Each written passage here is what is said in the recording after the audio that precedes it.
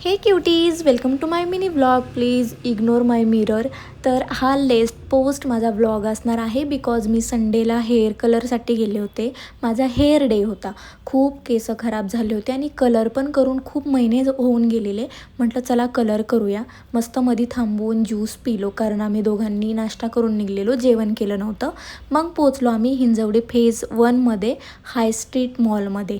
तर हबीबमध्ये जाणार होतो कारण मी कुठलीही ट्रीटमेंट असू द्या हबीबमध्ये जाऊन माझा जो हा कलर दिसतोय ना आता केसांचा, हा मी लोकल सलूनमध्ये जाऊन केला होता आणि इतका बेकार त्यांनी कलर केलेला आहे की माझी केस येल्लो दिसत होते. मग लास्ट जेव्हा मी माझी प्रोटीन ट्रीटमेंट केली ना, तेव्हा त्या हबीबमध्येच मी त्या केसांना कलर करून घेतलं, म्हणून ते थोडेसे चांगले दिसायला लागले. नाहीतर मला तर माझ्यावरच हसू येत होतं की अरे यार मी काय कलर केला आहे.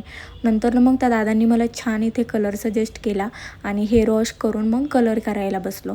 आदित्य बोर झाला होता बिकॉज त्याने नाईट केलेली. 7 वाजता झोपला आणि 12:30 वाजता मी त्याला उठवलं पण आणि घेऊन आले हेअर कलर करण्यासाठी. तर तो बिचारा वैतागला होता.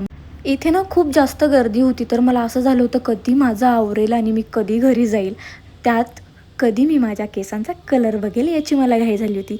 तर बघू शकता गाईज किती छान कलर झाला आहे आणि किती मस्त कर्ल्स केलेत त्यांनी.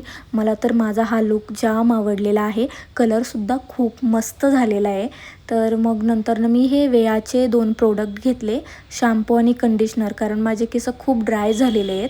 तर म्हटलं चला हे वापरूया, केस चांगले तरी होतील ॲटलिस्ट. मग निघालो आम्ही घरी.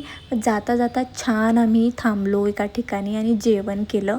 आम्ही चिकन थाळी खाल्ली आणि आदित्यला भूक लागली होती तर त्याचा फोकस फक्त खाण्याकडेच होता. ते जाऊ द्यात, बट तुम्ही नक्की सांगा कमेंट करून की माझा हेअर कलर कसा झाला आहे आणि मी कशी दिसते. Okay guys, bye bye.